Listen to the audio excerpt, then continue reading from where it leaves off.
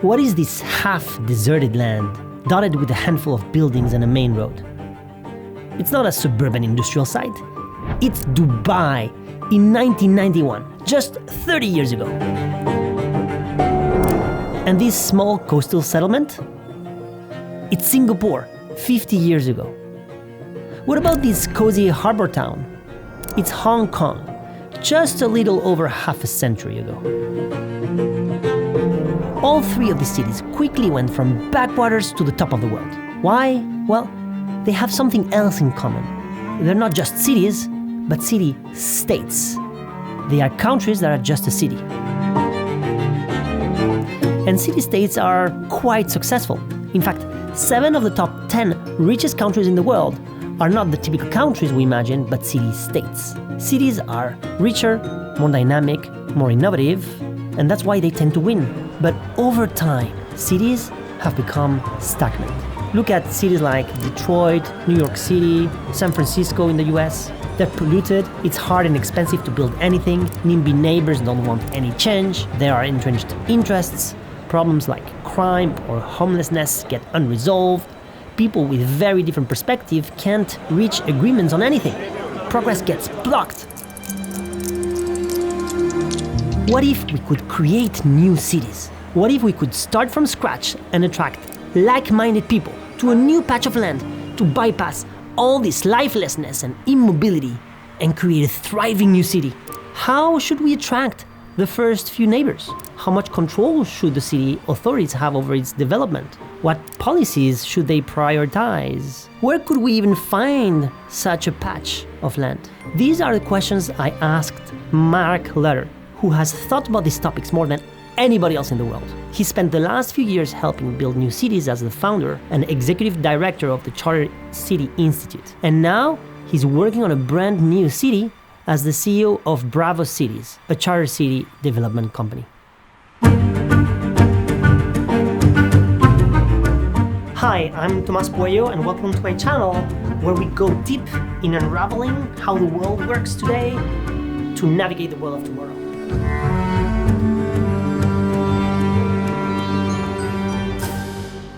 Mark, welcome. Thank you for taking your time to be with us today. Thanks for having me. So I think the main question I have is, how do you decide whether a given place is good for a city or a new city or a new state? Sure. So I focus mostly on new cities. I don't think you need new states. I think the way I think about it is kind of with it through a charter city where you have a public-private partnership with government, that the city government then has some delegated authority that allows them to have a more competitive economic environment. The first thing I think about when determining what a potential location is people, right? Who are the people that might move there? There are currently 2 global migration patterns that are sufficiently large to justify new city development. One is in the global south, largely in Africa and Asia. Africa, for example, will have about 1 billion new urban residents over the next 30 years. These new urban residents need new urban spaces, and so that's the demand for a new city development there. The other global migration pattern is global south to global north. H-1B applications to the U.S. went from about 200,000 5 years ago to 780,000 last year. H-1Bs are capped at 85,000, which means there's 700,000 people that American companies want to hire that have made job offers to that can't legally enter the U.S. And multiply that by X number of years, and that can be sufficient to justify a new city development.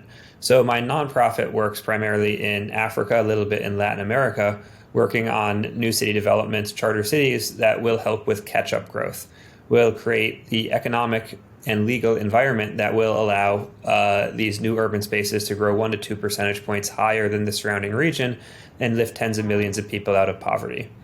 The for-profit company that I spend most of my time on, Braavos Cities, we're looking at what might be called a frontier-pushing city or a renaissance city, where what we're looking at is how to get this unique agglomeration of people that can tap into the U.S. labor market, can tap into the U.S. economy, but with kind of a better regulatory structure, better governance, as well as a better culture, a more kind of liberal in the classic sense culture that's more interested in building things, that's more interested in exploring the next frontier, that can really generate a lot of art, a lot of literature, a lot of ideas, and demonstrate to the world a better place to live, to work, to think. So that's quite interesting. Like, tell me a bit more about that specific piece. The piece where you're starting talking about the culture, but also the regulation. And so I think the question there is how do you think specific municipal legislation is hindering that as opposed to state legislation? And how would you change the regulation as a result, but also how would you change the culture? Yeah, so I think the regulation, there's kind of the two most important parts are going to be just permitting land use regulations, right? 30% of Manhattan would be illegal to build today because they've overregulated, overzoned it. San Francisco has famously high rent prices because they've banned new construction effectively. And so just creating a environment that allows for people to build new buildings to meet demand. After you create this better building environment, the second key part is attracting talent. So creating a mechanism, one, that allows high talented people to easily move there. And this has two separate functions. One is you want kind of high skilled people who already have established careers, maybe working at Google, Microsoft, et cetera, to migrate to your city. The second element is being able to attract the next generation of talent. Now, most governments are happy to take high-skilled workers and say, okay, you're going to pay taxes, you are not going to commit crime, great. But I think what's really critical is figuring out how to identify that next generation of people, the 20-year-olds who haven't made it yet, who have big ideas. I think Silicon Valley has been unique in creating this large economic support system that really targets young founders, gives them the tools they need to dream big and sometimes succeed in those dreams. And so figuring out how to build, not just make it easy for them to come, but build an attraction mechanism to get them to arrive. So one question just about this first, because you mentioned, you're right, the cities like New York City or San Francisco are already full, but there's plenty of cities, for example, within the United States that are not, right? And so why would you want to create a new city instead of just using one that exists? So I think I'm a pluralist. I think people should try to revitalize existing cities. However, lots of times those existing cities have relatively poor governance. I mean, Detroit, for example, right? You've seen a population decline probably about 50% over the last 60 to 70 years. Their infrastructure is overbuilt, and so their kind of tax regime needs to be higher to maintain that overbuilt infrastructure. Starting from a blank slate, I think, allows to build a unique culture that can be much more difficult in existing urban environments. And can you do this in small, for example, you don't need big cities, small cities that already exist in the United States, only a few inhabitants, and then take over that?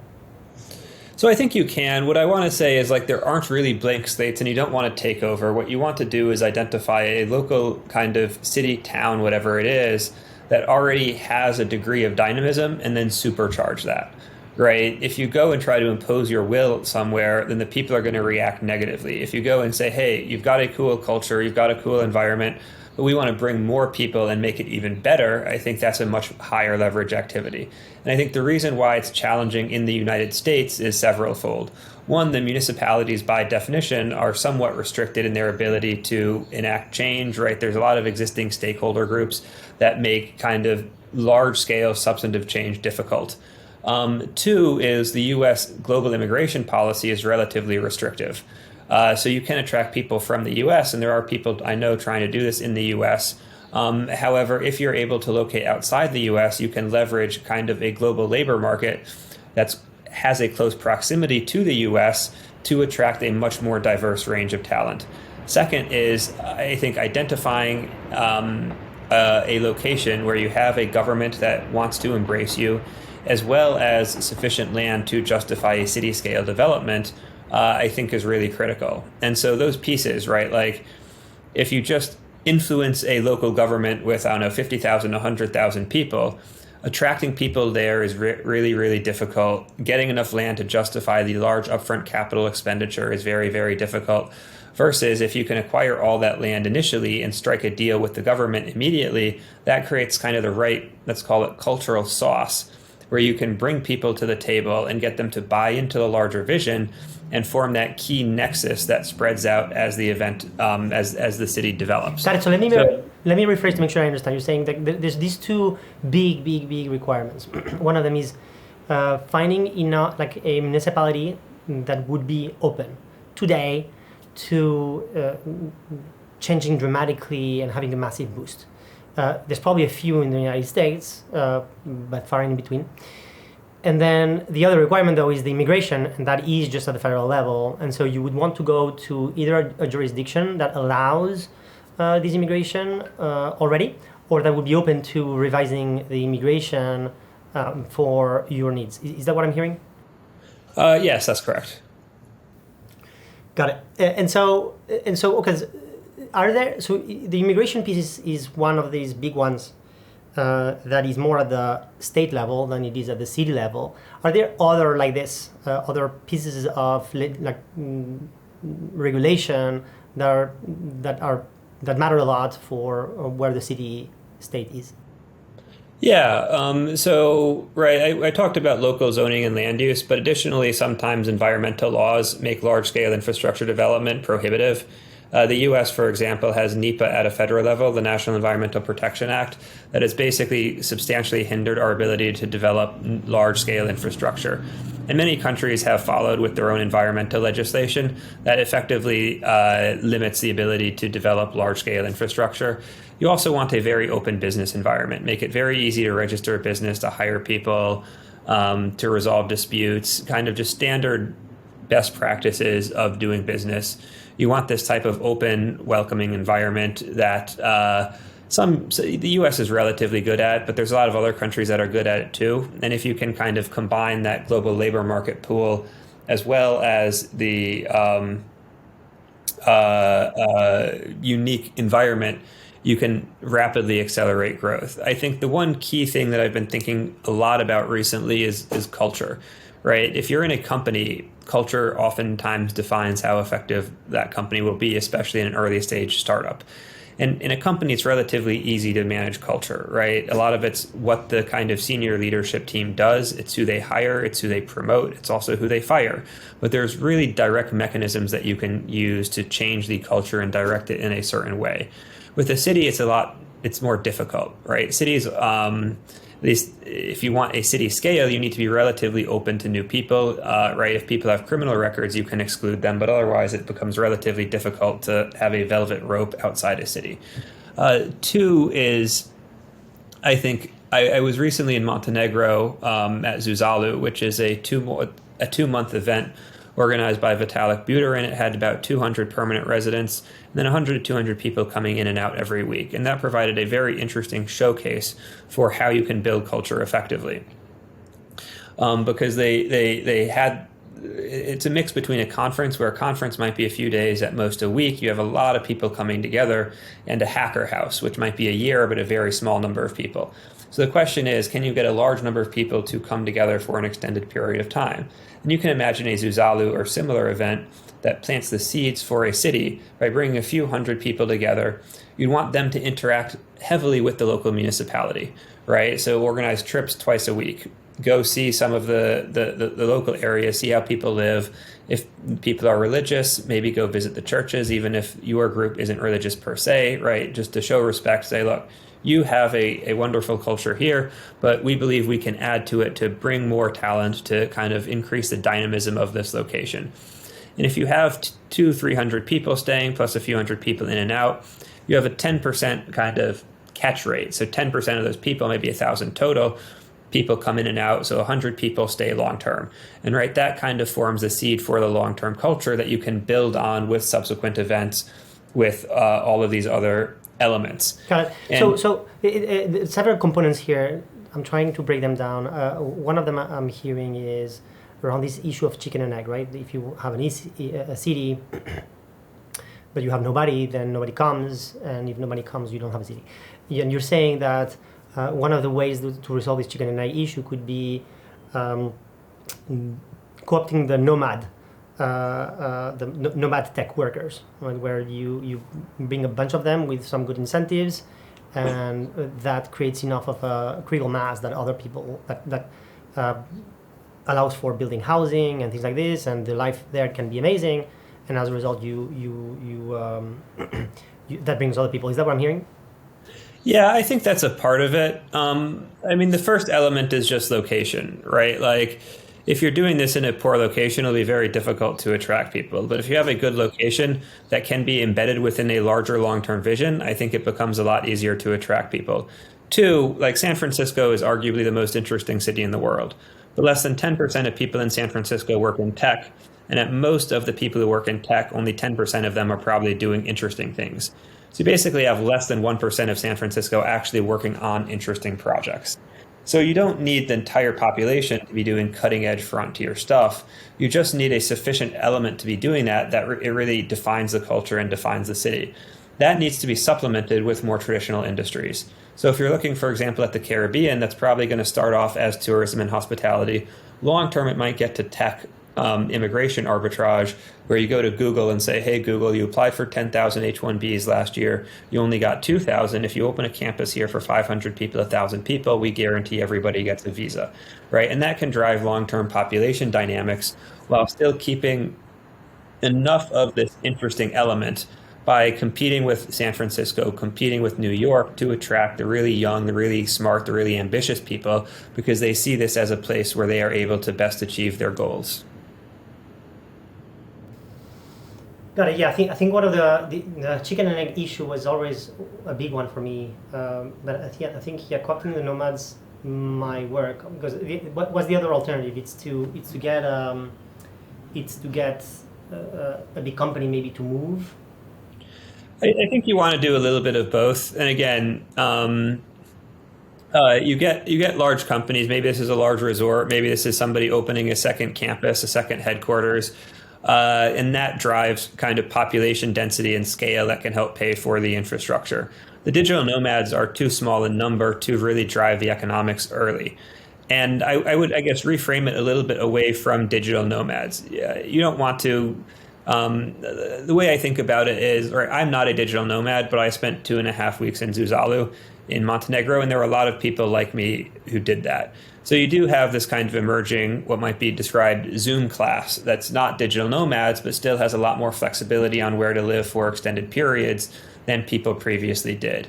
And so right now what happens is people get out of college or maybe drop out of college, go to San Francisco, embed themselves in the social scene, right? And if you can create a framework that says, hey, look, we have much lower housing costs, we've got almost as many interesting people, and it's embedded within this broader vision, this broader discussion, that can be really exciting for some of those early career people who might want to relocate for a year or two to test the water, see if it makes sense, and then maybe end up being there permanently. And this, as mentioned, this needs to be supplemented with kind of much larger industries that can drive numbers, because you need a lot of flights.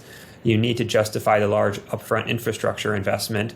But when you sprinkle some of this magic internet dust on it, right, it creates the culture, it creates the long-term dynamism and the idea generation that kind of offers, to a degree, some kind of free branding, as well as potentially driving long-term returns as some of these people start companies or other things that have a larger economic impact. So, and we're going to get to the infrastructure in a moment.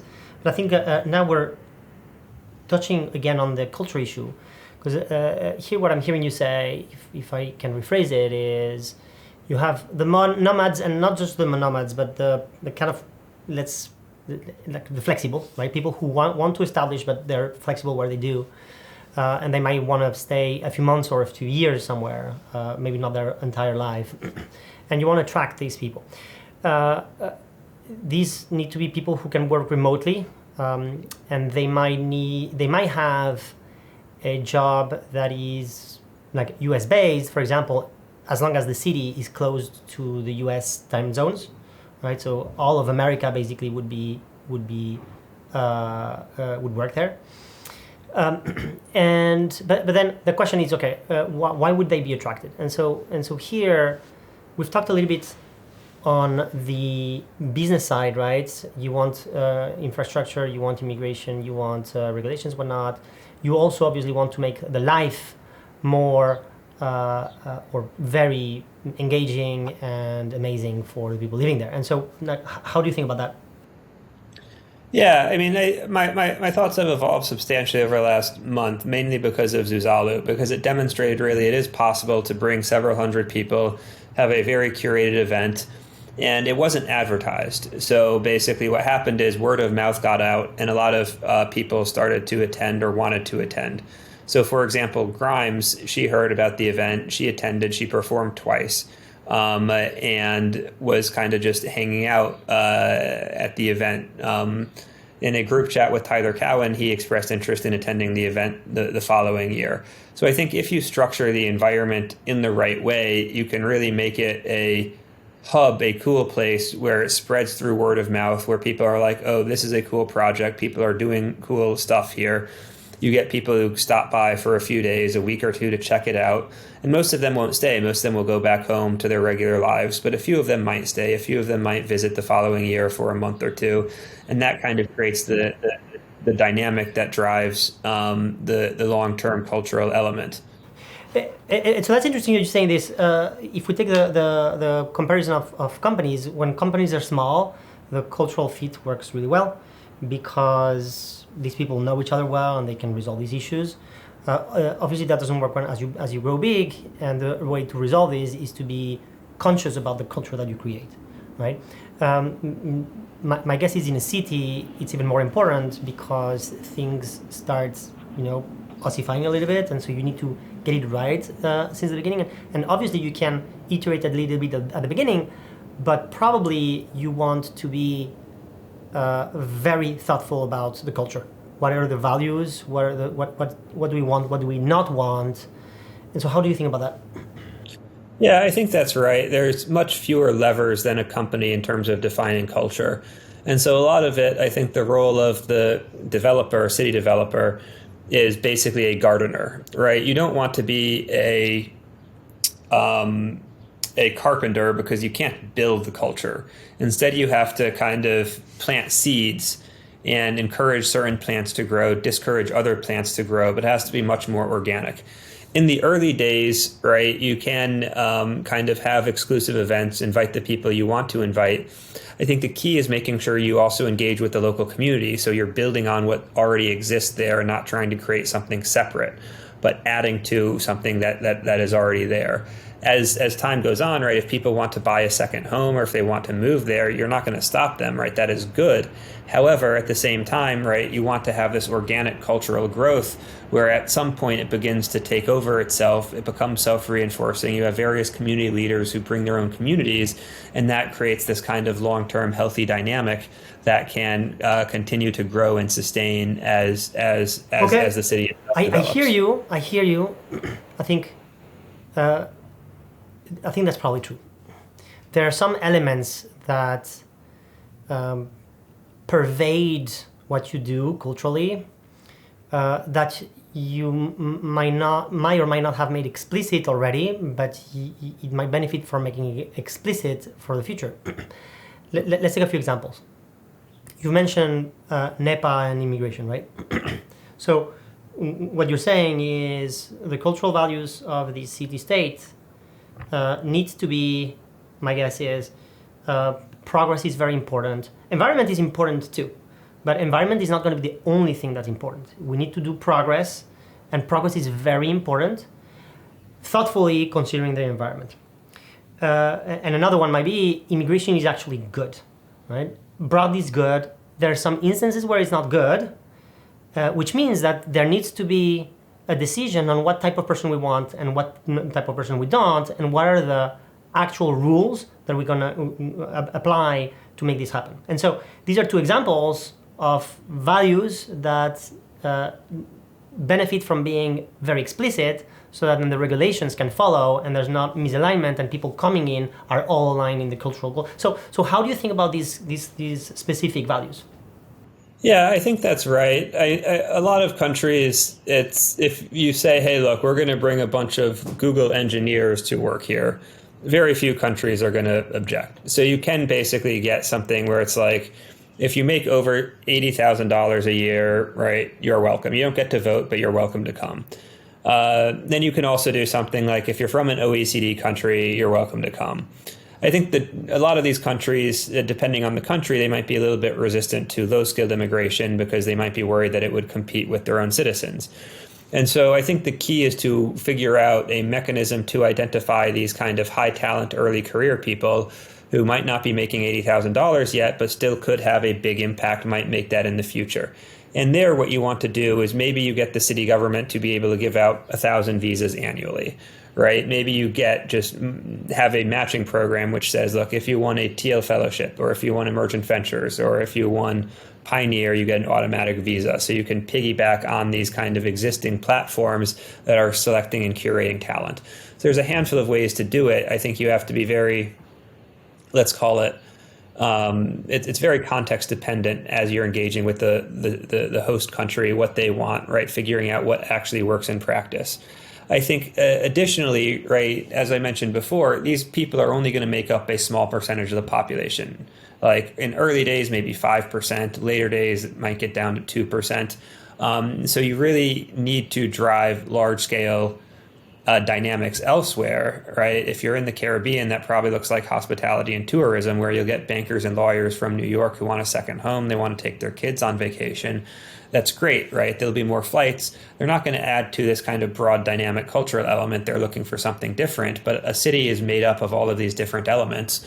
And I think you need to encourage all of them to grow simultaneously. It's just that with like hospitality and tourism, that's an established industry. There are lots of people who are very, very good at that.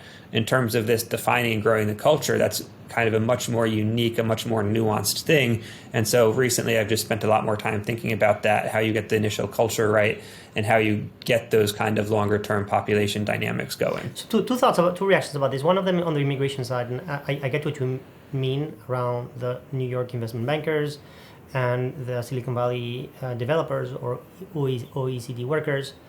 A big chunk of that their quality of life is the availability of cheap labor. And Dubai is the obvious example, right? Like Dubai is impossible without the cheap labor. It's probably possible without the slavery, but it's impossible without the cheap labor. And I think it's true also of a place like Silicon Valley, where if you have a family, you need a nanny, and the nanny, if one that is kind of affordable is not there, then you have serious problems and you might move.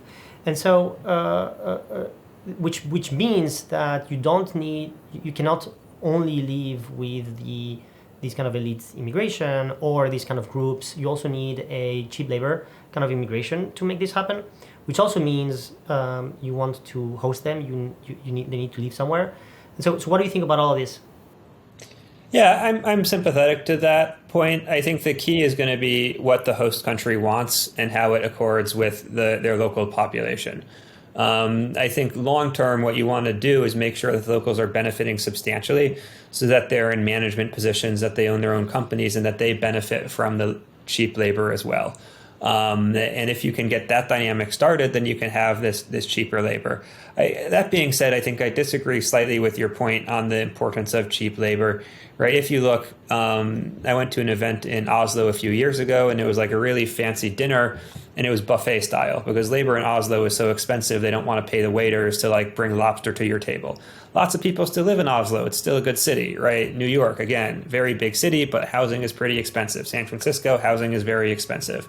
So people choose to live in these places that don't have a lot of cheap labor and still live there. Second, I think there's other mechanisms you can do to kind of lower the cost of living beyond cheap labor. One is just, right, if you build a lot more housing, there will be lower housing costs. That's a major expense. And if you can offer that, I think people will like it. Two, you can offer something like low crime, right? If you're in a kind of very effective city with an effective city government, you can substantially lower crime rates so people feel comfortable letting their kids run on the streets. You can design streets and neighborhoods in a way to minimize cars so that people feel a little bit more okay playing outside, et cetera. Create this kind of broader trust environment that's disappeared from a lot of major cities today.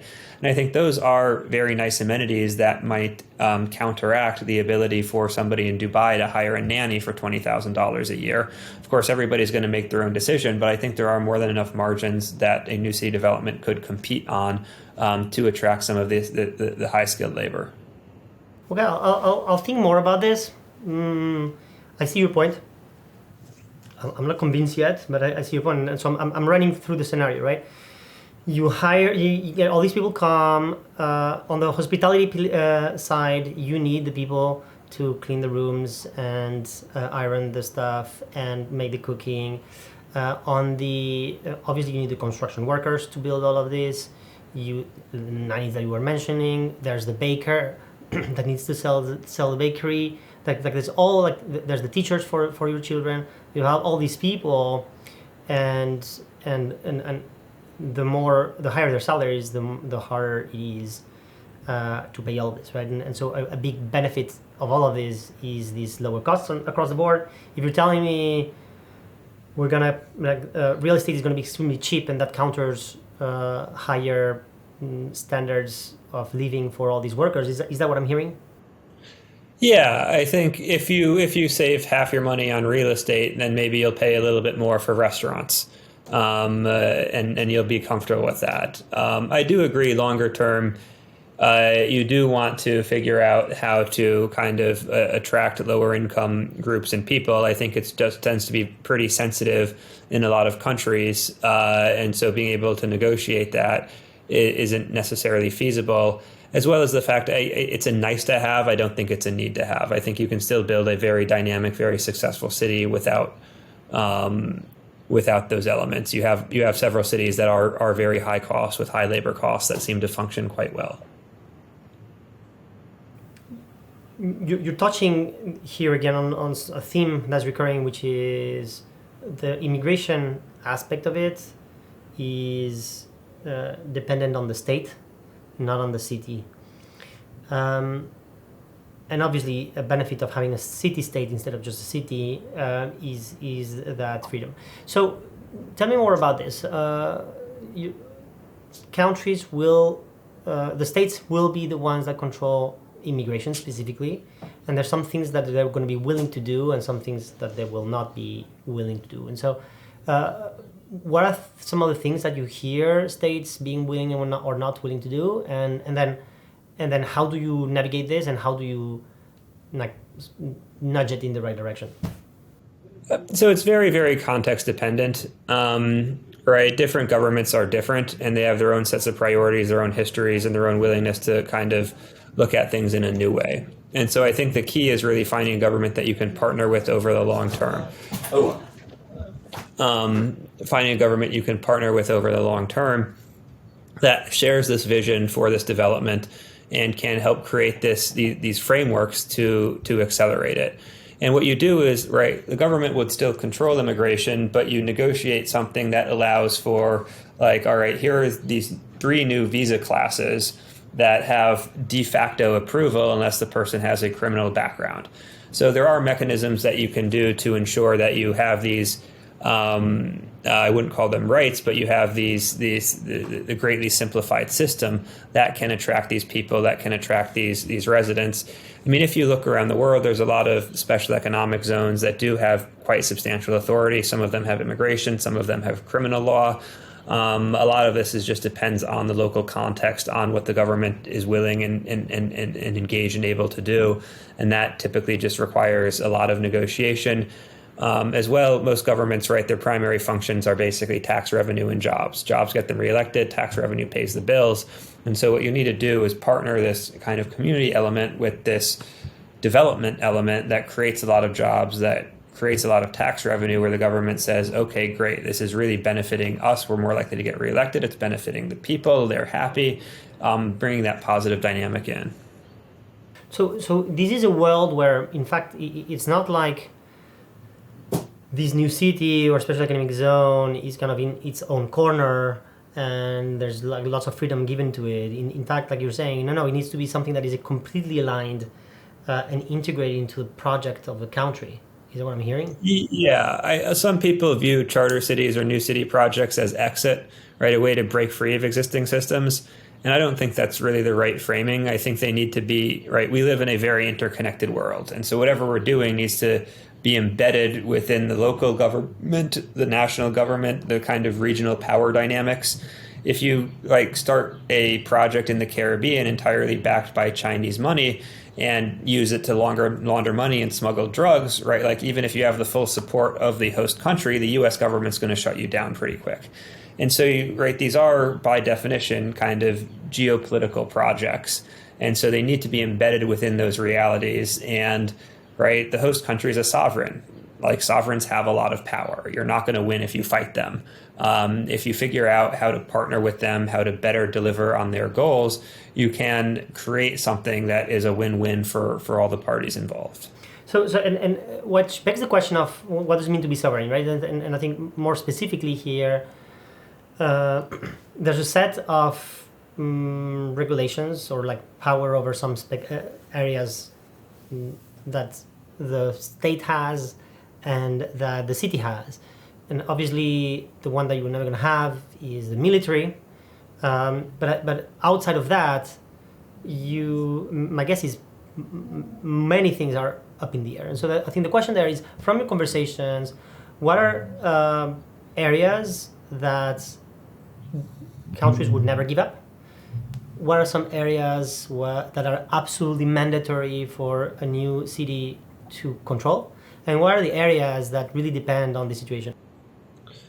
Yeah, I mean, like if you use the word sovereignty with countries, they're going to walk away and never talk to you again, or maybe arrest you for treason. And I don't think sovereignty is necessary, right? Like a national defense, let somebody else do that. That's really complicated. International treaties, let somebody else do that. That's really complicated. I think the key things for a new city is just like zoning and land use. It needs to be really easy to build buildings, to build infrastructure. Two is just like you want a open business environment, really easy to register business, really easy to hire people, easy to pay taxes, easy to resolve disputes.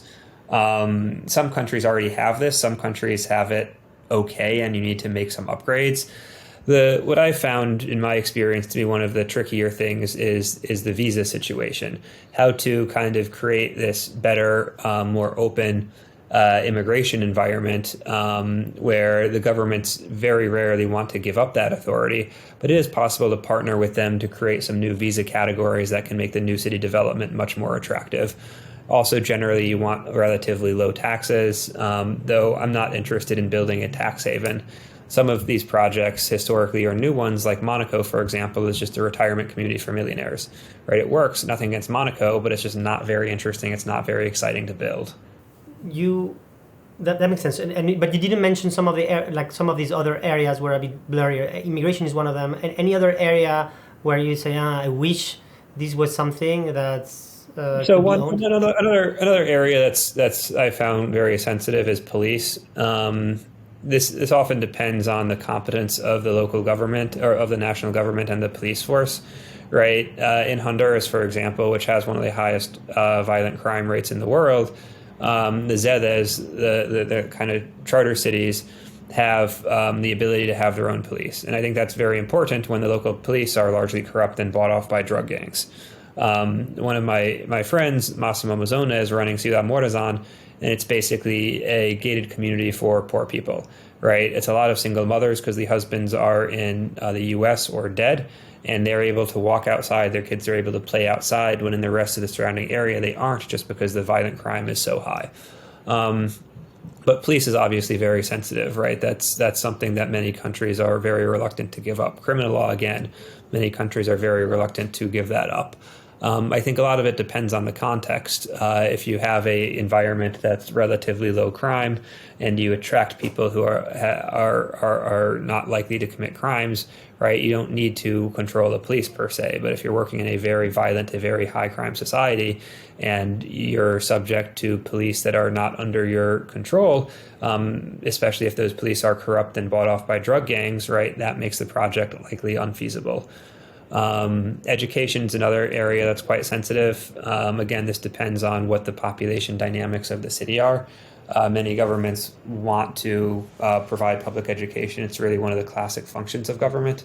And if the national education system is good, right, let them continue to do it. But that also is an area that I think could have substantial improvement because a lot of, in the U.S., for example, lots of public schools are just pretty low quality, and figuring out how to rethink them, make them better, could be a pretty attractive draw for residents in a city. Got it.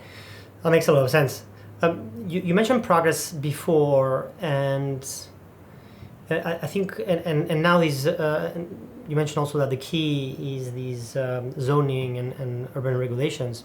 And I think, what are some examples of strong stances that you have for progress? You mentioned a couple of them, right? You mentioned cheap, like it needs to be cheap to build, which means that NEPA and all that kind of stuff need to be drastically reduced.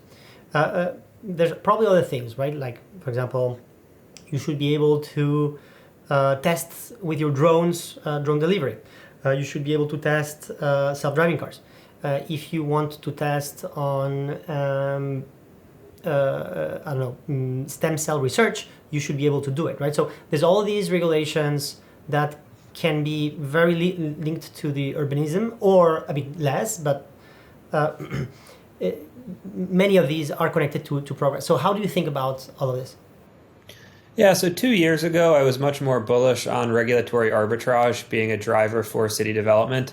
Now I think it's a nice thing to have, but it's not really the primary factor.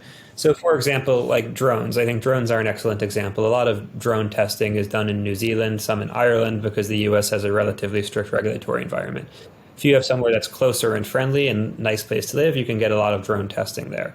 However, right, like each drone company, the testing team is going to be a dozen people, maybe 2 dozen. So you have 10 of those and you're at a few hundred people, right? It doesn't really move the needle on long-term population dynamics.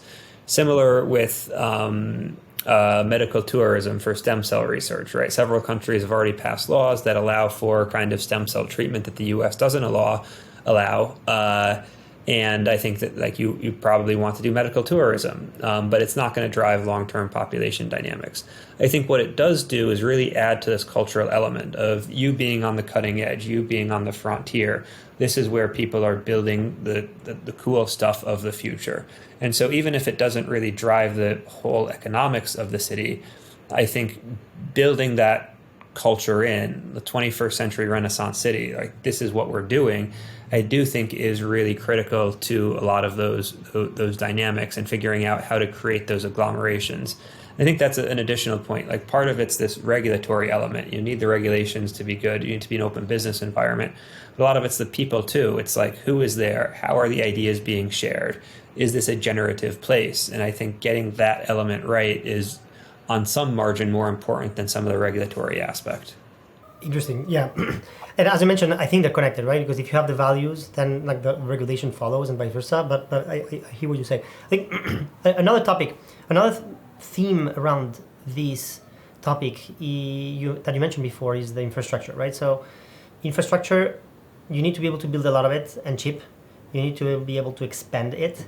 And in the case of having a new building, that might not be very problematic, but in the case of having expanding a port or having a new runway for an airport, that might be a big deal. And so how do you think about that? So I think one of the things you want to negotiate with the government is to be the master concessionaire, which just means that you do the infrastructure in the city. And that means you would say, all right, we need a new airport, we need a new runway, we need it by X date, and we need it among these specifications. And then you just have a bidding process. People will come and say, I want to build it. Here's the financing, here's the return structure, and then you pick the best one. And so a lot of that exists, right? There are people who do airport procurement. There are people who do port procurement, or people who build hotels. And so a lot of it's just creating that infrastructure, not the physical stuff, but the kind of processes by which you can define it and attract those competent people. There are still decisions you have to make on like what are your projected growth rates, right? Like how much infrastructure do you need when? All of these dynamics that tend to be very difficult to define, except within very context specific information spaces. And so, I think making sure you have that ability. And then two, you want to in-house a lot of it, right? There are several large infrastructure firms, but if you're able to build the team in-house, you can basically build all the infrastructure for yourself for 40% of the total cost. Whether that's roads or kind of schools or whatever it is, that I think will be substantial cost savings. Got it. And so you're in this situation where you have this vision of a new city, working with this government, with these values of progress, but without a very strict definition of exactly what it is that you want to do. So that there's some bottoms-up component.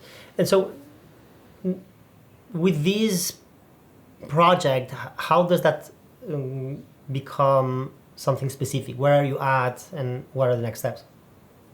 Yeah, I mean, I think the key is finding a good location. So my company, we've been talking with several governments as well as local landowners about where we might locate it. We're looking in the Caribbean because I think the U.S. is the most dynamic place in the world. And being able to be part of the economy, part of the labor market of the U.S., I think is kind of the highest leverage point. And so what we're trying to do is really figure out what the perfect location for this is and how, once we identify that location, we can bring all the stakeholders together in a way that creates wins on all sides. Got it. And so if somebody is interested in this type of project, either in investing, in trying, or helping the project itself, like how would they go about it? Yeah, you can contact me. I'm on Twitter at Mark Lutter, MarkLutter. You can DM me. My email is mark@braavos.cc, mark@braavos.cc.